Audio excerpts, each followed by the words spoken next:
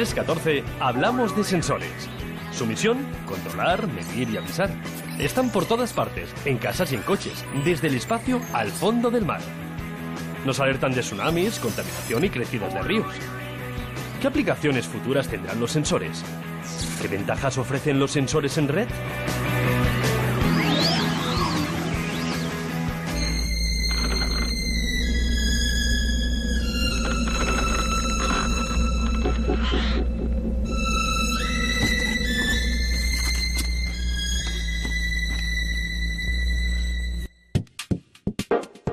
Crean una mano artificial que siente como una real. Un grupo de científicos europeos e israelíes ha desarrollado Smart Hand, una mano electrónica capaz de reproducir la sensación del tacto. El sistema consta de 40 sensores que se activan al presionar un objeto. Estos sensores estimulan los nervios del brazo, haciendo así que los pacientes puedan sentir los objetos. Esta mano electrónica ya se ha implantado con éxito en pacientes amputados.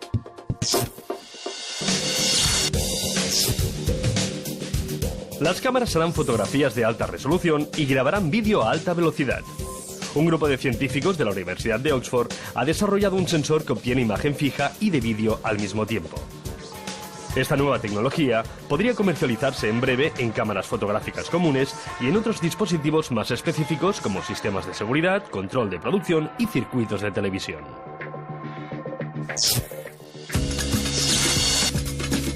Un sistema de sensores controlará la humedad del suelo, la temperatura ambiente, la radiación solar y la cantidad de lluvia que recibe un viñedo.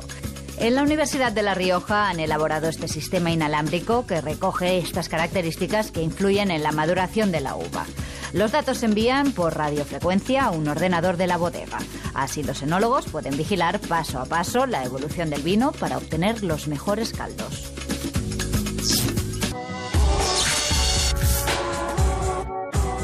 Un biosensor diagnostica la infección del virus del SIDA en menos de una hora.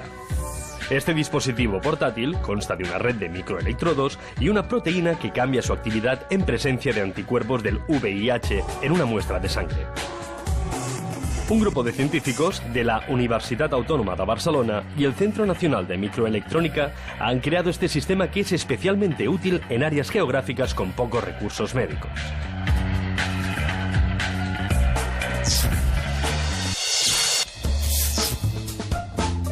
Las pantallas táctiles formarán parte de nuestro cuerpo. El dispositivo SkinPut está formado por un microproyector que muestra un teclado y un menú sobre la piel y por varios sensores que recogen los sonidos que se originan al tocar la piel con los dedos. Cada sonido se corresponde con una acción. El sistema permitirá hacer una llamada o cambiar de canción en el MP3 con un simple toque en nuestro brazo. Este avance lo han desarrollado en la Universidad estadounidense de Carnegie Mellon.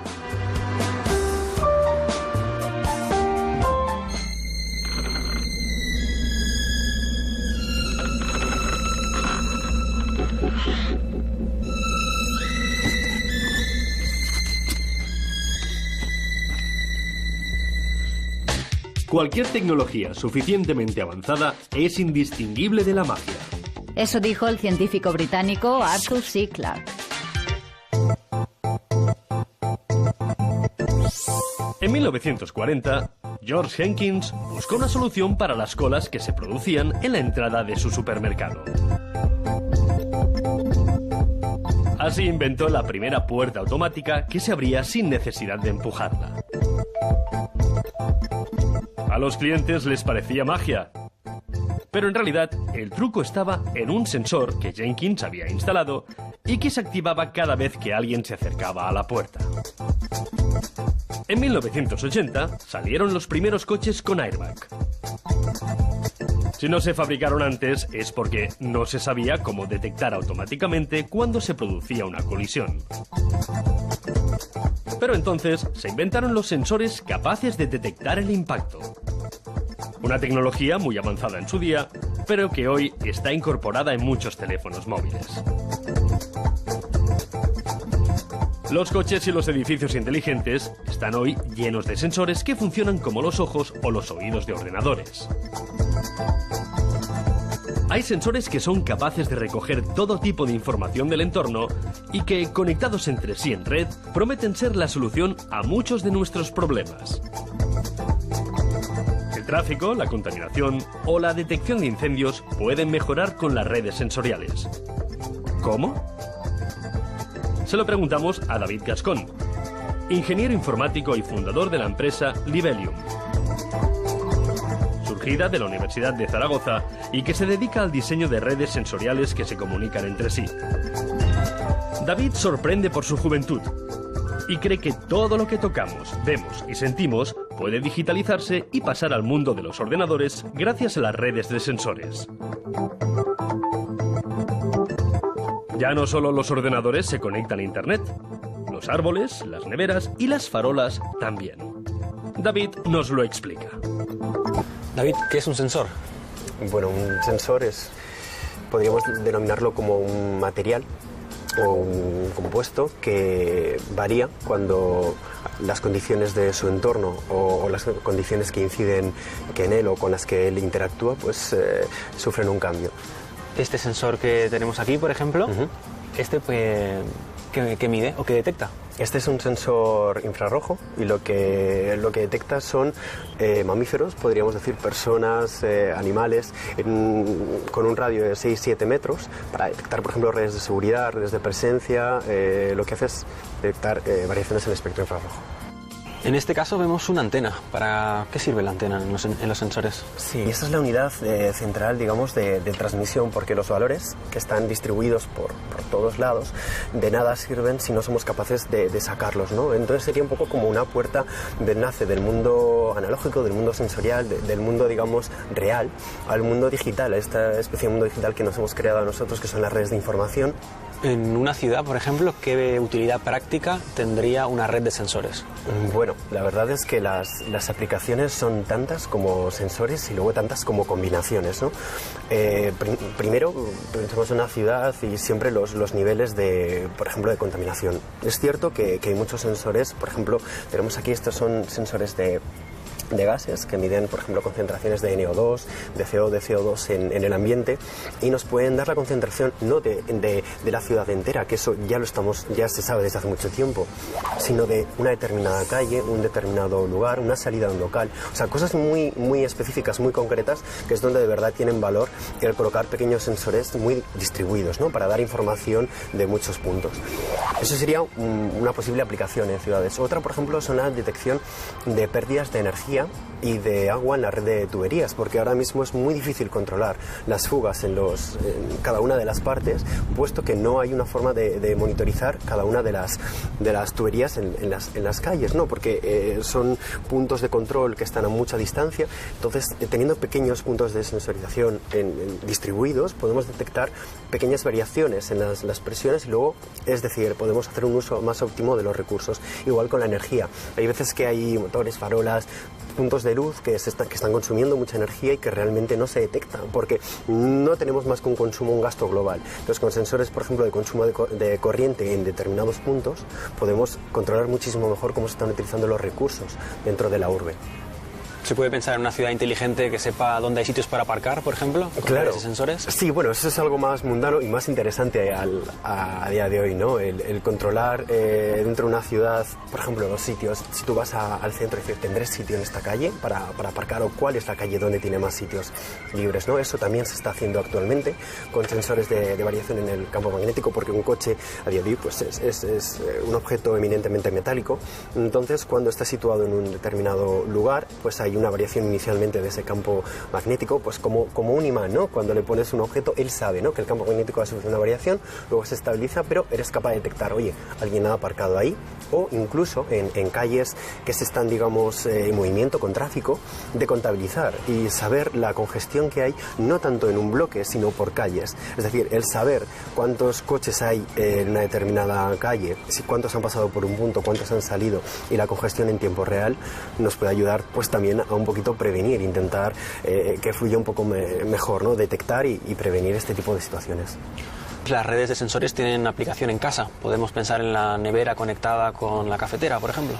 Sí, o sea, dentro de lo que son los sensores y lo que estamos haciendo en realidad es embeber sistemas de comunicación, meterlos en cualquier sitio, ¿no? Hasta ahora pues teníamos que lo que se estaba comunicando pues éramos nosotros, digamos nuestro móvil, nuestra PDA, nuestro portátil, y ahora estamos yendo un poquito más allá, ¿no? Que la casa sea capaz de hablar con nosotros, y eso solo lo pueden hacer a través de sensores y de una semántica posterior que se le da. Te puedes decir simplemente la persiana está subida o bajada, o hay alguien en una habitación, o por ejemplo, tantos grados en tal habitación para que se ponga el aire acondicionado o la calefacción. La casa más o menos te informa, ¿vale? Entonces, ese era un primer paso que ya teníamos, que era lo de sensores en vivienda, y ahora lo que se está llevando es más allá. Este concepto de Internet de las cosas lo que hace es embeber pequeños transmisores en todo, con sensores, y decir, bueno, que seamos capaces, la nevera, que comentábamos de decir, oye, pues la leche lleva 2 semanas, o necesito comprar más huevos, o por ejemplo, no sé, en una vitrocerámica, ser capaces de detectar cuando una resistencia está fallando, que haya un autodiagnóstico, y decir, antes de que por ejemplo deje de funcionar, o digamos que se estropee más, o que ya no se pueda arreglar, que directamente informe y haga un diagnóstico y nos dé acerca de los sensores que tiene, cuáles más o menos esos valores, incluso que avisa al servicio técnico. O sea, es intentar que cada una de las cosas que tenemos a nuestro alrededor sea capaz de darnos información de cuál es su relación con el entorno.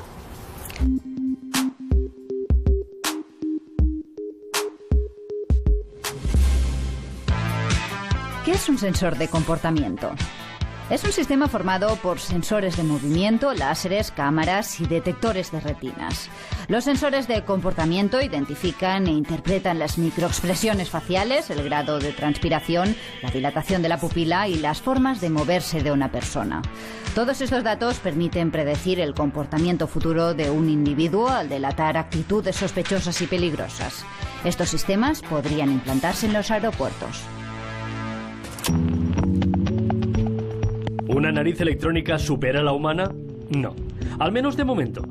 La nariz entrenada de un perfumista puede nombrar y distinguir más de 10.000 olores, mientras que una persona normal reconoce unos 3.000. Sin embargo, las narices electrónicas actuales pueden identificar unos 30 olores diferentes a través de sus sensores. La ventaja de la nariz electrónica es que puede detectar sustancias como el monóxido de carbono que la nariz humana no percibe.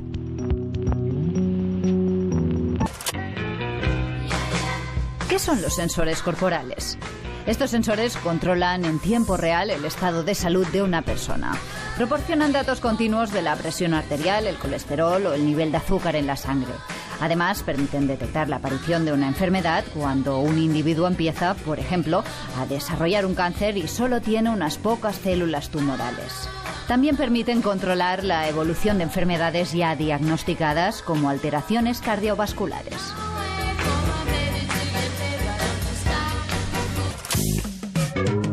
¿Cómo funciona un limpiaparabrisas? Su elemento principal es un sensor de lluvia que funciona según el principio de la reflexión y la refracción de la luz. El sensor tiene un diodo LED que emite luz infrarroja que se refleja sobre la superficie del parabrisas y llega hasta otro fotodiodo o diodo sensible a la luz. Cuando llueve y se moja el cristal, la cantidad de luz reflejada y captada por este fotodiodo cambia y hace que se active el limpiaparabrisas. El fotodiodo controla además la velocidad del barrido del limpiaparabrisas y lo adapta a la intensidad de la lluvia.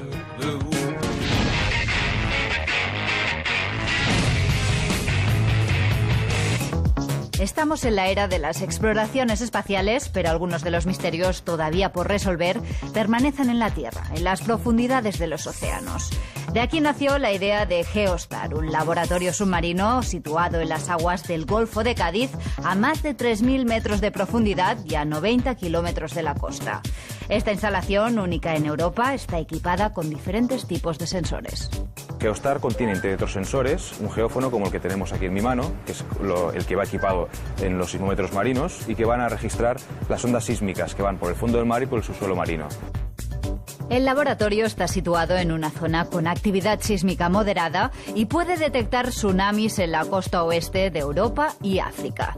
De hecho, puede alertar de olas gigantescas con 15 minutos de antelación. Esta estación, por ejemplo, habría podido avisar de la llegada del devastador tsunami que afectó a todo el Océano Índico hace 6 años y causó más de 200.000 muertos. Pero Geostar es mucho más que un detector de tsunamis. Tiene otro tipo de sensores para medir otros parámetros. Geostar tiene un hidrófono, que es un micrófono que va en el fondo del mar, que va a medir el paso de las ondas acústicas en la columna de agua y que va a servir, entre otras cosas, para registrar el paso de cetáceos o medir el ruido sísmico de la columna de agua.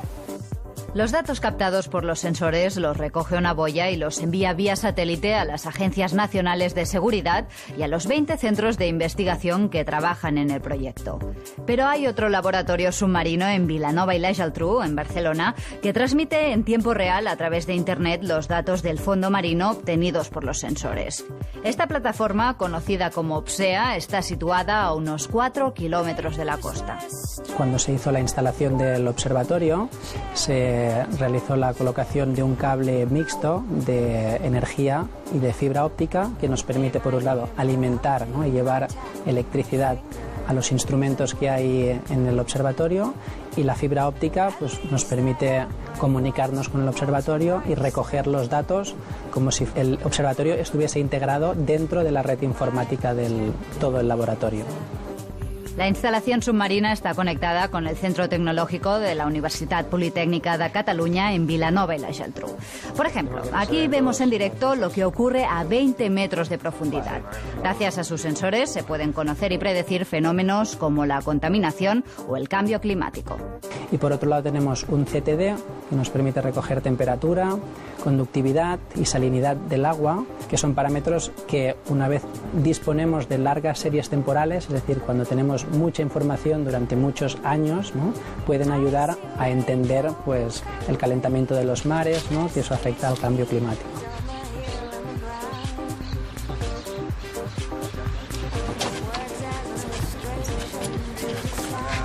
Hoy hemos venido aquí al puerto para preparar la instalación de un nuevo instrumento para el observatorio OPSEA. El instrumento que vamos a colocar hoy es un correntímetro que utiliza sensores de efecto Doppler para poder medir tanto la intensidad como la dirección de las corrientes, ¿no?, y también tener información del oleaje. La estación científica funciona también como instalación de pruebas de nuevos sensores.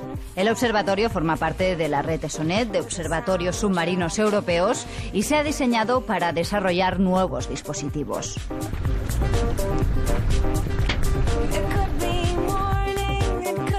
Pocos países en el mundo disponen de este tipo de estaciones sensoriales. Los científicos ya han propuesto crear toda una red mundial. Así se podría investigar a nivel global fenómenos como el cambio climático y se podría alertar de la llegada de tsunamis. Se conseguiría así salvar la vida de miles de personas.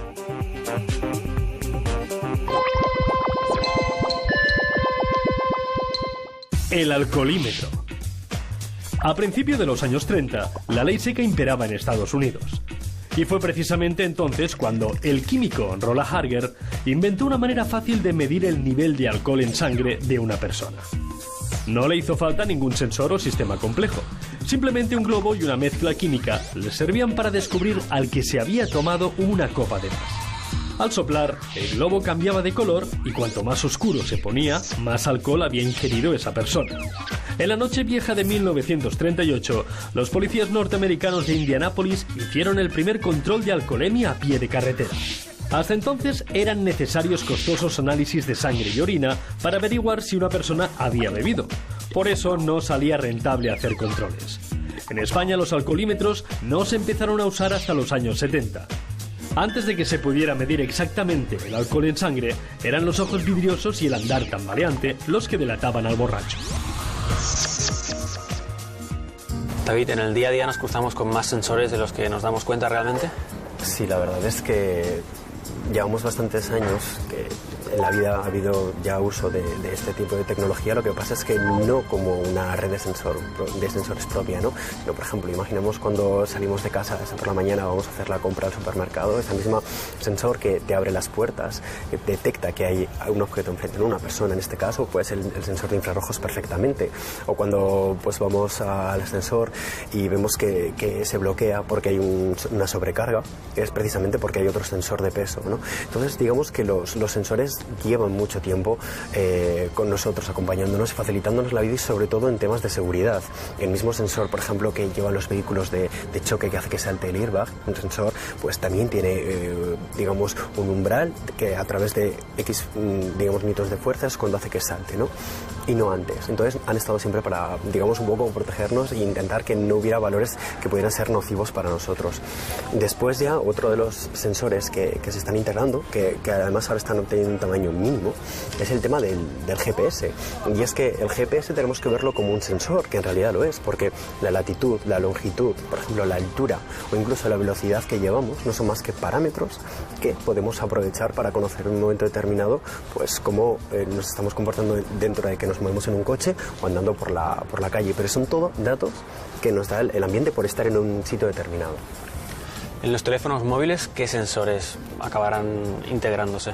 Bueno, la verdad es que los sensores van a ser de todo tipo y principalmente porque vamos a poder hacerlo, es decir, hasta ahora no se permitía o no se había pensado en que alguien pudiera llevar un dispositivo con sensores extra porque hay que tenerlo cargado, hay que tener esa fuente de alimentación contigo siempre, es decir, hay que cuidarlo, hay que saber que tienes pues radio para comunicarte con celdas de móviles o con lo que necesites, y eso es algo que ya se ha conseguido con el móvil. Entonces, ahora simplemente el siguiente paso es coger toda esta gama de sensores que tenemos y los que van a venir y darles slots de conexión en los móviles. De hecho, es algo que ya se está haciendo. ¿Y sensores de nuestro propio cuerpo?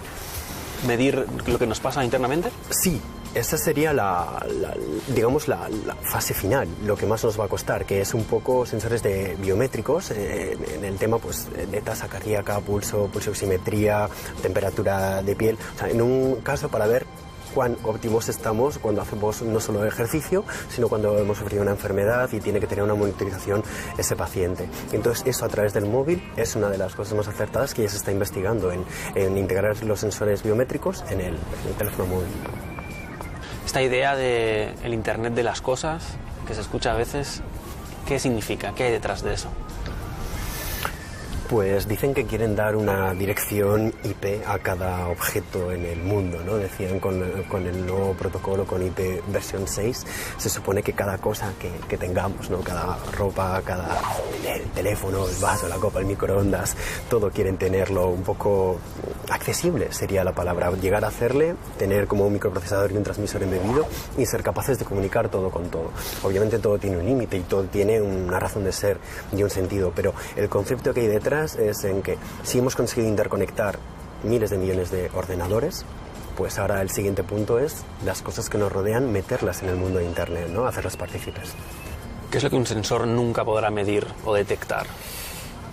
Bueno, más que lo que nunca podremos llegar a medir con un sensor, yo lo que me quedaría es con lo que un sistema de sensores nunca será capaz, por ejemplo, de detectar, es aunque midamos a una persona, las pulsaciones, el nivel de tensión arterial, la respiración, el saber si, por ejemplo, eso se debe a una situación porque está contento o porque está triste o porque está enfadado, eso es algo que solo otra persona mirándola a la cara puede detectar, y es algo que un sistema digital va a tardar muchísimos años, esa semántica, digamos, de fisiología y de entender a las otras personas, que las redes aún distan mucho.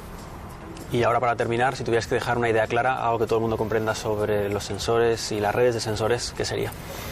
Pues que cada vez las vamos a ver integradas más en nuestra vida, vamos a verlas por todos lados y transmitiendo y captando información, y que esto solo tiene un fin, y es mejorar la calidad de vida de las personas y sobre todo también pues optimizar los recursos energéticos que tenemos delante, y de agua y demás, es decir, pues optimizar todo lo que tenemos delante para uso de las personas. El AAG Cloud Watcher es un sensor de alta precisión para vigilar el cielo. Os permitirá detectar nubes, lluvia, viento y otras alteraciones del clima. Puede programarse para que suene una alarma que avisa de los cambios. En la web iberacústica.com encontraréis la información necesaria para utilizar sensores y sistemas de control acústico del medio ambiente. Os ayudará a crear ambientes silenciosos en vuestros hogares y lugares de trabajo. En el libro Manual de Domótica podréis aprender a domotizar vuestras viviendas. Os permitirá conocer las distintas posibilidades del control avanzado de vuestras instalaciones domésticas. En la web superrobótica.com encontraréis los distintos sensores que hay en el mercado relacionados con la robótica. Estos artilugios sirven a los androides para detectar todo tipo de información sobre un entorno determinado.